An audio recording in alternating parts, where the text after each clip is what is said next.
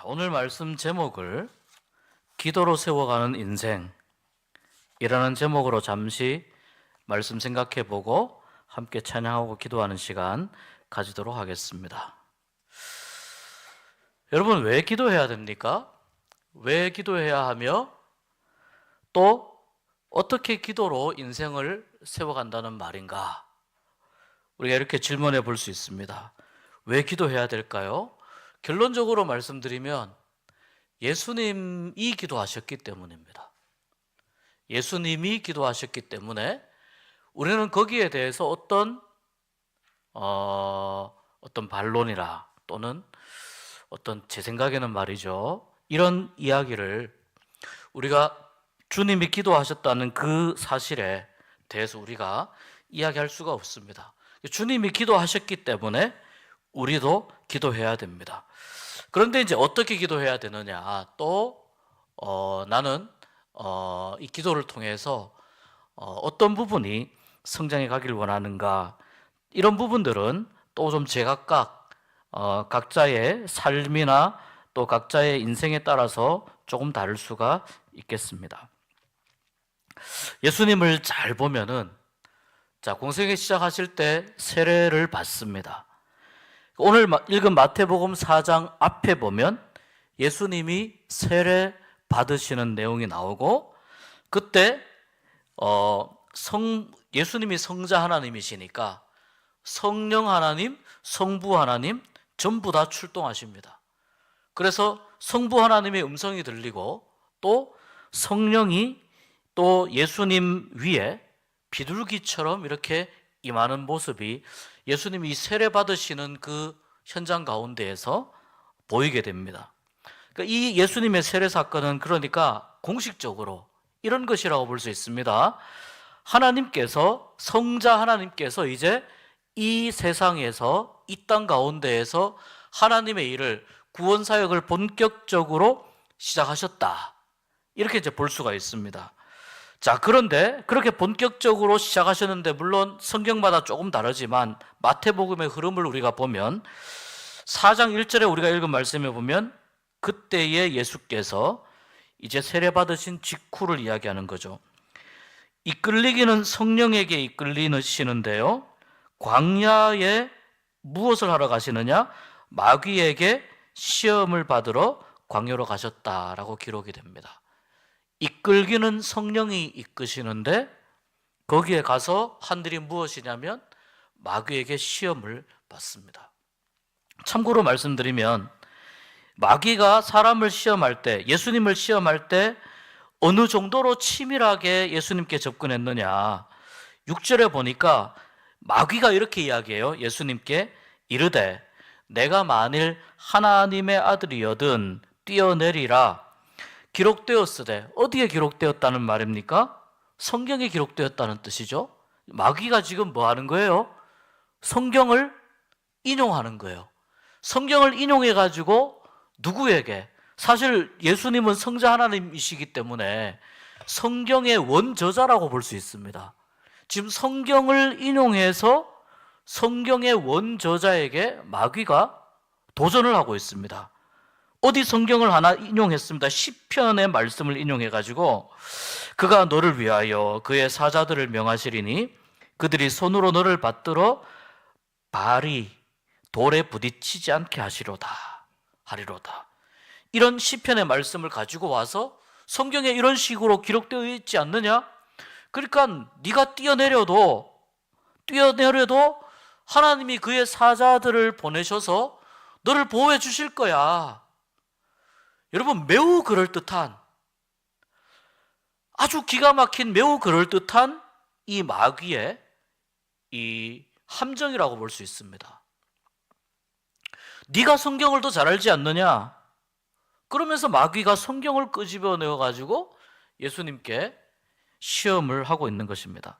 그러니까 이건 무슨 뜻이냐면은 여러분, 우리가 이렇게 살아가면서 제가 우리 교회 처음 부임할 때부터 드렸던 말씀 중에 하나가 뭐냐면 누구든지 시험 받을 수 있다는 겁니다. 누구든지 예외 없습니다. 직분에 상관없이 또 신앙생활에 얼마나 오래 했느냐 적게 했느냐에 상관없이 우리는요 누구든지 시험 받을 수 있어요. 그런데 그 시험 받는 그 어떤 과정이 예를 들어 이것은 시험입니다. 이렇게 예고하고 우리에게 시험이 오지 않는다는 겁니다. 때로는 시험이 어떤 식으로까지 오느냐면 마치 하나님의 말씀으로 위로하는 것처럼 하나님의 말씀으로 격려하는 것처럼 해가지고 시험이 올 수 있다라는 정도까지를 이야기하시기 위해서 예수님의 공생의 시작 부분에 예수님이 시험 받으신 이 사건을 지금 기록하고 있습니다. 1절에 그렇게 나오죠. 마귀에게 시험을 받으러. 그 다음에 2절에 어떻게 나오냐면 40일을 밤낮으로 금식하신 후에 줄이신지라. 자, 오늘 이 말씀을 보면은 기도와 시험이 같이 가는 걸 볼 수 있어요. 여러분, 기도와 시험이 같이 가요. 무슨 뜻이냐면 내가 신앙생활을 더 열심히 하고 내가 더 신앙적으로 더 믿음으로 내가 더 하나님의 뜻을 따라서 살려고 애쓰고 노력하면 노력할수록 시험이 어떻게 되냐면 그만큼 더 시험도 아주 교묘하게 또 아주 그럴듯하게 또 아주 뭐라고 해야 될까요?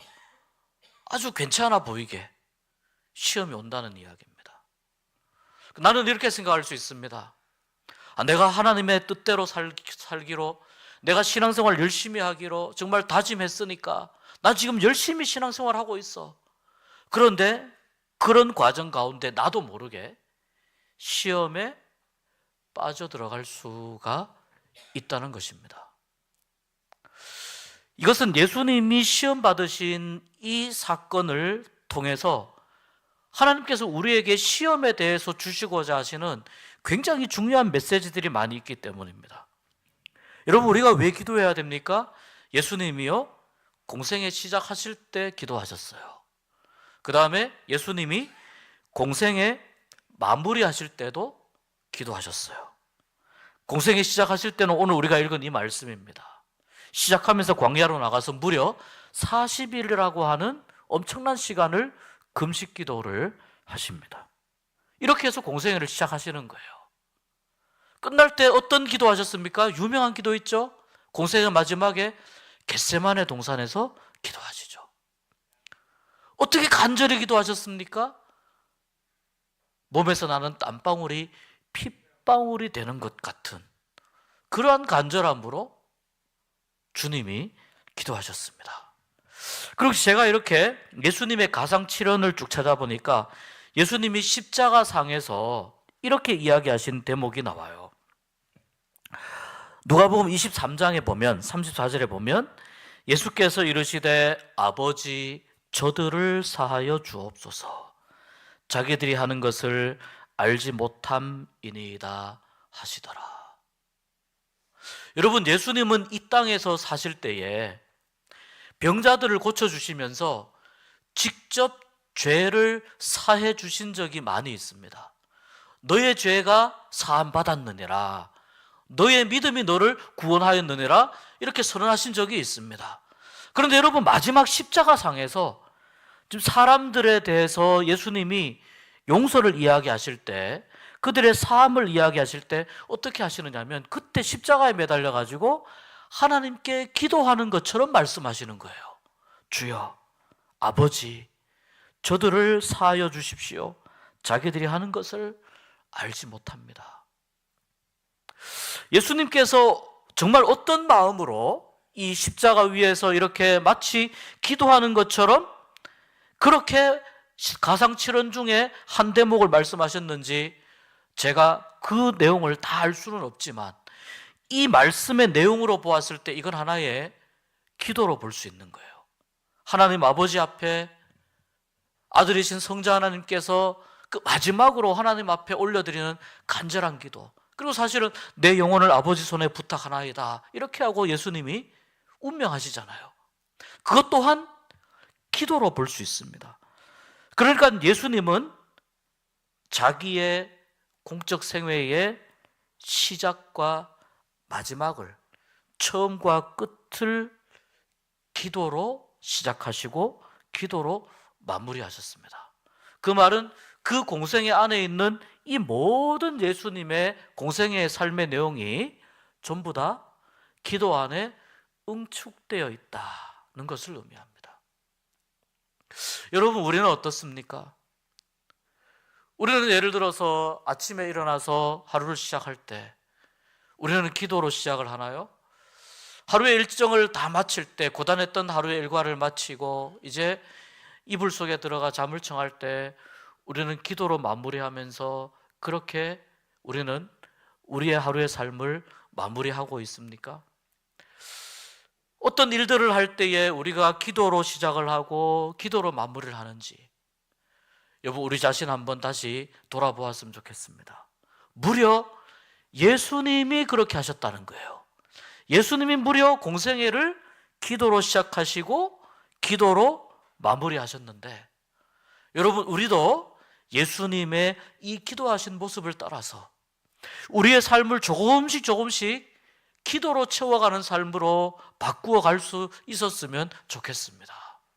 그래서 우리도 그렇지, 나도 기도하고 시작해야지, 나도 기도하고 끝내야지, 감사 기도로 끝내야지, 찬양하는 기도로 끝내야지, 하나님 도와주십시오, 이제 시작합니다, 하나님 도와주셔서 정말 잘 마무리했습니다, 하나님 도와주십시오, 저에게 중요한 일이 있습니다, 하나님께서 은혜 베푸셔서 이 일이 은혜 가운데 잘 마무리되었습니다.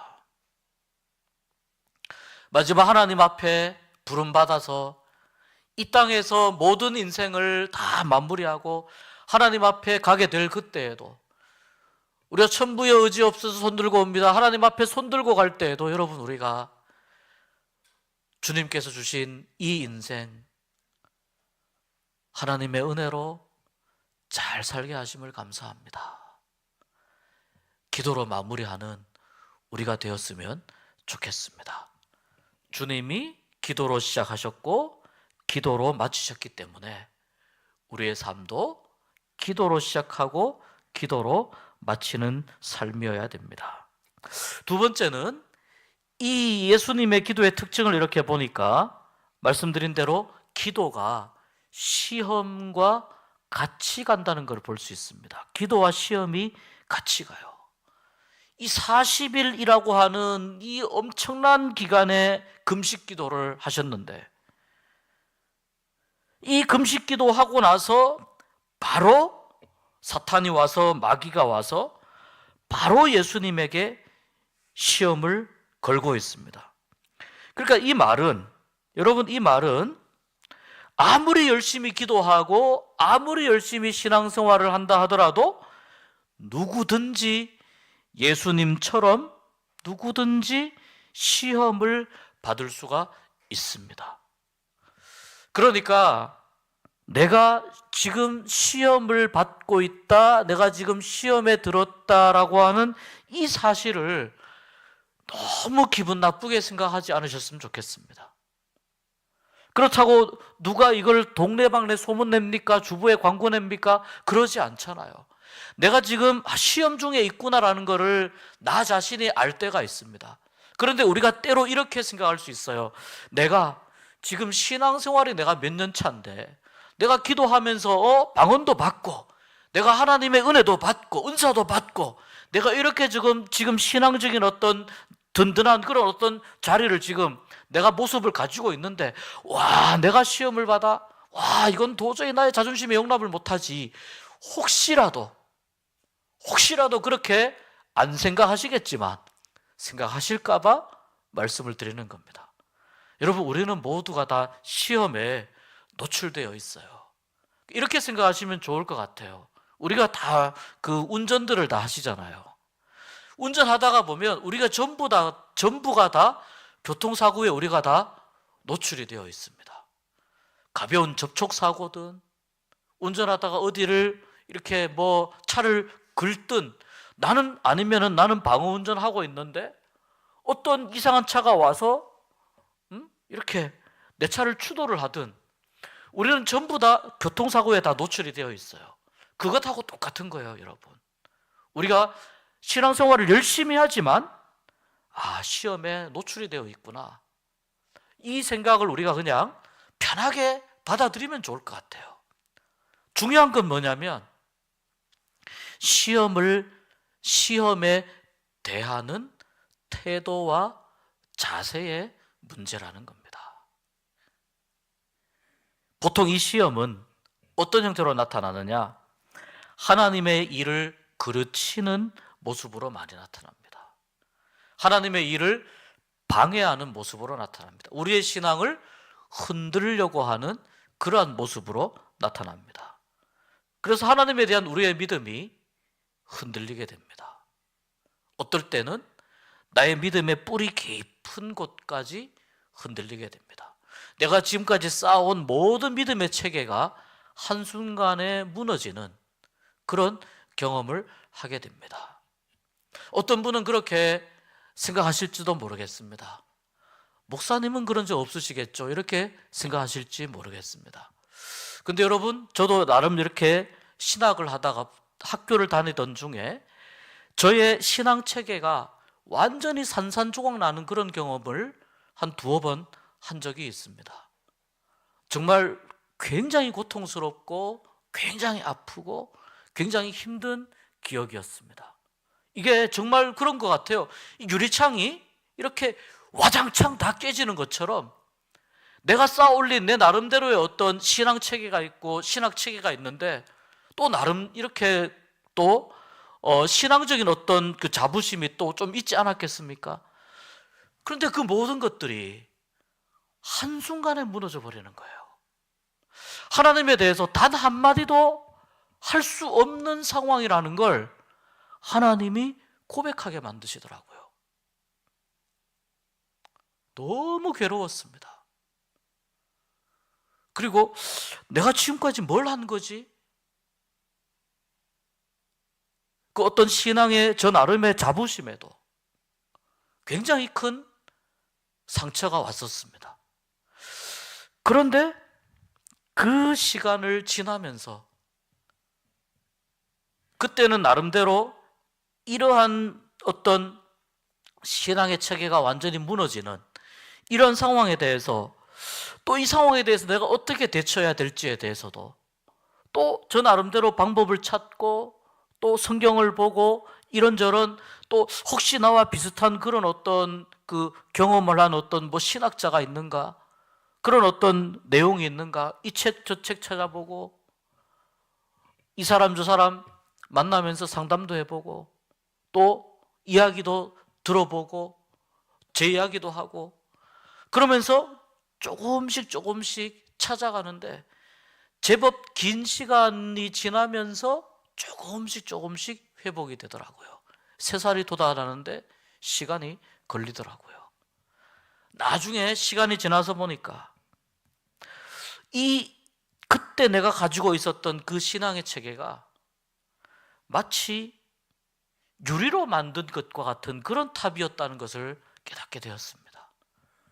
그래서 내가 만약에 그때 나의 신앙이 그렇게 무너지지 않았었다면, 하나님에 대한 모든 나의 어떤 믿음들이 무너지지 않았었다면 내가 조금 더 제대로 된 견고한 그러한 신앙을 과연 내가 쌓아올릴 수 있었을까? 이제 그런 고민을 하게 됩니다. 그러니까 시험이 극심하게 오면 오늘 이 사탄은 사실 예수 그리스도의 본질까지 흔들려고 하는 그러한 모습으로 지금 시험하는 자로 예수님께 나오고 있습니다. 그러니까 이 믿음에 대한 뿌리까지 완전히 흔드는 정도의 시험도 만나게 된다는 겁니다. 오늘은 기도에 관한 말씀이니까 시험에 대해서 예수님이 어떻게 대처하셨는지는 생각해 보지 않겠습니다. 단지 이 과정을 통해서 예수님께서 3가지의 시험을 극복해 내십니다. 그러니까 중요한 교훈이 뭐냐면 그리스도인에게 있어서 시험은 누구나 다 겪을 수 있고 누구나 다 시험에 노출되어 있는데 이 시험에 대처하는 자세가 어떤 모습인가? 예수님의 모습에서 거기에서 우리가 힌트를 찾아야 된다는 겁니다. 그리고 그 시험에 대처하고 시험을 극복해 나가는 이 과정을 통해서 여러분 신앙이 성장하고 더 견고하게 됩니다. 시험을 하던 마귀가 세 가지의 시험이 끝난 다음에 오늘 우리가 읽은 이 말씀에는 마귀는 예수를 떠나고 이렇게 말씀하는데 누가복음 4장 13절에는 이렇게 말씀하고 있어요. 똑같은 내용이거든요. 사건이거든요. 시험을 하던 마귀는 잠시 동안 예수를 떠났다. 자, 잠시 동안 떠났다는 말은 무슨 뜻입니까? 다시 돌아오겠다는 뜻입니다. 내가 너를 무너뜨리러, 부수러 다시 올 거야. 그러니까 긴장 타고 있어, 이런 뜻이에요. 긴장하고 있어. 실제로 여러분, 예수님의 공생애 기간 동안 얼마나 예수님의 그 공생애를 무너뜨리고자 하는 보이지 않는 이 마귀의 공작이 계속 이어졌는지 우리가 성경을 그런 관점에서 읽으면 금방 우리가 발견할 수 있습니다. 똑같습니다, 여러분. 우리도 잠시 동안 마귀의 시험으로부터 벗어나지만 곧 다시 또 다른 시험이 우리에게 찾아올 수가 있습니다. 내가 어떤 시험 하나를 극복했을 때, 넘어섰을 때, 그 뒤로 평탄한 대로가 쫙 펼쳐지는 것이 아니고 그 뒤로 더 높은 산이 기다릴 수도 있고 더 깊은 골짜기가 내가 시험을 거친 이후에 또 기다릴 수 있다는 겁니다. 그런데 왜 성경은 예수님의 공생애가 시작되는 이 지점에 왜 성경은 예수님의 사역 초기에 예수님이 기도하셨다라고 하는 그 말씀보다 예수님이 시험 받으신 내용을 더 자세히 이야기하고 있을까요? 왜 성경은 예수님이 시험 받은 내용을 훨씬 더 자세히 우리에게 말씀해 주고 있을까요? 이유는 간단합니다. 바로 우리의 인생에서 시험이 너무나 자주 많이 찾아오기 때문입니다. 인생이 시험과 고난으로 가득 차 있기 때문입니다. 그러나 여러분, 기도하는 자에게 더 깊은 또 때로는 더 교묘한 시험이 그 기도하는 자를 넘어뜨리려고 하고 무너뜨리려고 할 수 있지만, 그러나 오늘 말씀이 우리에게 주시는 교훈은 무엇이냐? 바로 그 시험을 말씀으로 물리치고 기도로 이겨낼 수 있음을 우리에게 결론적으로 가르쳐주고 있습니다. 어떻게 인생을 기도로 세워갑니까? 어려움과 힘든 일들과 시험을 기도로 극복해내는 과정 속에서 하나님 보시기에 아름다운 인생이 세워집니다. 말씀으로 시험을 물리치는 과정 가운데에서 우리의 인생이 하나님 보시기에 제법 쓸만한 인생으로 만들어지게 됩니다. 그러니까 기도할 때 시험이 붙을 수 있지만 말씀으로 물리치고 기도로 이겨낼 수 있구나. 이것을 우리가 기억을 하면서 기도하며 또 말씀에 의지하여 우리가 시험 당할 때에, 시험 겪을 때에 그 시간들을 잘 이겨내고 잘 극복하시는 여러분 되시기를 주의 이름으로 축복합니다. 그 다음에 세 번째는 예수님께서 사역을 감당하시면서 매우 중요한 순간마다 기도하셨고요. 또 예수님은 습관적으로 기도하셨고 또 예수님은 기도를 붙들고 사셨습니다.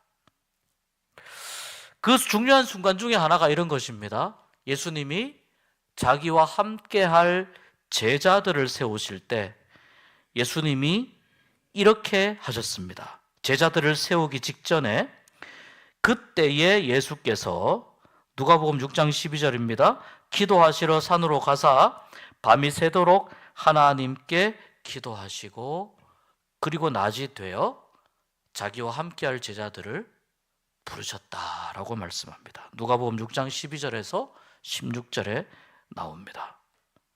중요한 순간마다 어려운 순간마다, 무거운 순간마다 기도를 붙드신 예수님.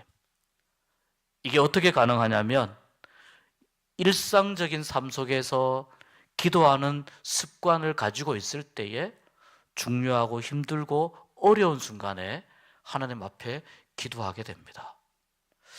제가 이렇게 금요 기도회를 인도하면서 깨달은 것이 하나 있습니다. 뭐냐면은 금요 기도회를 위해서 기도로 준비해야겠구나, 이걸 깨달은 겁니다. 별로 그렇게 뭐 대단한 깨달음 같지 않아 보일 수도 있는데요, 이런 거예요. 그냥 금요 기도회에 그냥 나오면은 기도할 준비가 우리가 잘 되지 안 되어 있어요. 근데 여러분, 예를 들어서 새벽 기도할 때라든지 아니면 내가 금요 기도 나오기 전에 특별한 시간을, 좀 구별된 시간을 가지는 겁니다. 하나님, 오늘 기도하러 갑니다. 오늘 기도의 문이 열리게 하시고 성령 충만하게 하시고 하나님께 정말 진정으로 참된 기도 드릴 수 있도록 함께 하시고, 기도를 방해하는 어떤 악한 영의 세력도, 사탄 마귀의 세력도 방해하지 않고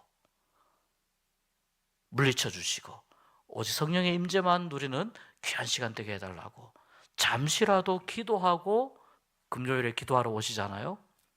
훨씬 더 풍성한 기도를 누릴 수가 있어요. 그러니까 기도의 습관화가 그만큼 중요합니다. 우리가 지난 주일에 항존직 선거를 했습니다. 항존직을 세우는, 선출하는 공동의회를 했습니다.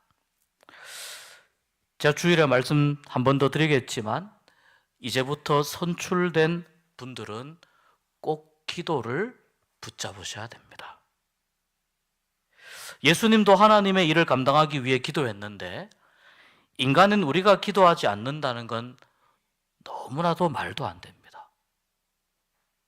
하나님의 일을 감당하기 위해서 우리가 공동의회를 통해서 항존직을 세웠습니다. 그렇기 때문에 기도하면서 하나님 앞에서 이 일을 감당할 수 있게 해달라고 기도를 붙잡아야 됩니다. 여러분, 기도하지 않고 교회를 하면은요, 사탄이 역사합니다. 인간의 힘으로 하려고 하면 사탄이 역사합니다. 그러나 기도하며 교회 일을 하면 성령께서 역사해 주시는 줄 믿습니다. 내가 일하는 것이 아니라 성령님께서 일하시도록 해야 됩니다. 그 중심에 뭐가 있느냐? 기도가 있습니다. 교회 직분은 물론 교회의 여러 가지 다양한 일들을 하기 위해서 세우는 것이지만, 그러나 교회의 직분은 보다 본질적으로 기도하라고 주어지는 것입니다. 재직부서의 여러 부서장 마찬가지입니다. 위원장 포함해서 부장, 총무, 차장석이 다 마찬가지입니다. 항존직분 마찬가지입니다. 교회 학교의 다양한 행사들을 준비할 때도 마찬가지입니다. 기도로 시작하고 기도로 마쳐야 됩니다. 교회의 다른 행사들도 마찬가지입니다. 기도로 시작하고 기도로 마무리해야 됩니다. 왜 그래야 됩니까, 목사님? 대답은 간단합니다. 예수님이 그렇게 하셨기 때문입니다. 그것을 우리가 조금 더 구체적으로 적용하는 그러한 마음이 우리에게 있기를 바랍니다. 하나 더 이야기를 해보겠습니다. 기도를 왜 우리가 해야 되는가, 또 어떻게 우리가 기도하며 우리의 인생을 세워가는가. 기도할 때 하나님의 능력이 나타나기 때문입니다. 여러분, 우리가 아무리 힘이 센들 하나님의 그 새끼손가락 그 살짝 움직이는 것보다 더 우리가 힘이 셀 수 있을까요?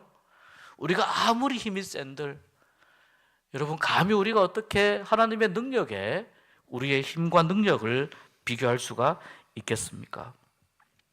예수님께서 변화산에서 아주 황홀한 그 경험을 몇몇 제자들과 함께 하고 그 다음에 제자들에게 내려왔을 때 제자들 사이에 굉장히 시끄러운 혼란스러운 일이 하나 생겼습니다. 내용인 즉슨 들어보니까 어느 한 아버지가 자기의 아이를 데리고 왔는데 이 아이가 어릴 때부터 귀신이 들린 거예요. 그래서 이 귀신 때문에 아이가 여러 번 죽을 뻔하고 너무너무 말하자면 아주 골치 아픈 아주 지저분한 귀신이 들린 거예요. 너무너무 이 아이 때문에 힘들고 어려워서 그 귀신 들린 아이를 계속해 보는 아버지의 마음이 얼마나 아프겠습니까? 그래서 이 아버지가 아이를 데리고 예수님의 제자들을 찾아옵니다. 그리고 예수님의 제자들에게 고쳐달라고 하죠. 예수님 어디 가셨습니까? 지금 예수님 어디 좀 볼일 보러 가셨습니다. 그 변화산 가서 보니까 그렇게 높지가 않더라고요. 별로 안 높아요. 그런데 그 예수님 지금 좀 볼일 보러 가셨습니다. 그럼 제자들이 있잖아요. 이 제자들은 이미 이전에 여러 다양한 능력을 경험해 본 사람들입니다. 제자들에게 기도해 주십시오. 우리 아이 좀 고쳐 주십시오. 제자들이 막 기도했어요. 안 되는 거예요. 쫓아내려고 했는데 안 되는 거예요. 그때 예수님이 오신 거예요. 이 아이 아버지가 아니 우리 아이 당신의 제자들이 다 고치지 못합니다. 못 고칩니다. 이게 무슨 일입니까? 근데 예수님께서 그 제자들과 사람들의 믿음 없음을 보시고 또 한탄하시고 그 귀신 들린 아이를 고쳐주십니다. 나중에 제자들이 묻습니다. 주님, 예전에 우리가 귀신도 쫓아내고 능력도 행하고 했었는데 왜 지금은 하지 못했습니까? 예수님이 말씀합니다. 마가복음에서 기도 외에 다른 것으로는 이런 류가 나갈 수 없느니라. 그러니까 기도해야 무엇이 가능하다는 겁니까? 하나님의 능력을 힘입게 된다는 거예요. 기도할 때에. 이 제자들은 중간에 기도 생활을 쉬었을 겁니다. 또 기도하는 척하면서 살았을 겁니다. 우리 주님 우리에게 그런 모습을 원하시지 않으십니다. 하나님을 사모하면서 나의 상하고 찢긴 마음 하나님 앞에 내어 보이면서 하나님을 간절히 찾고 간절히 부르는 마음,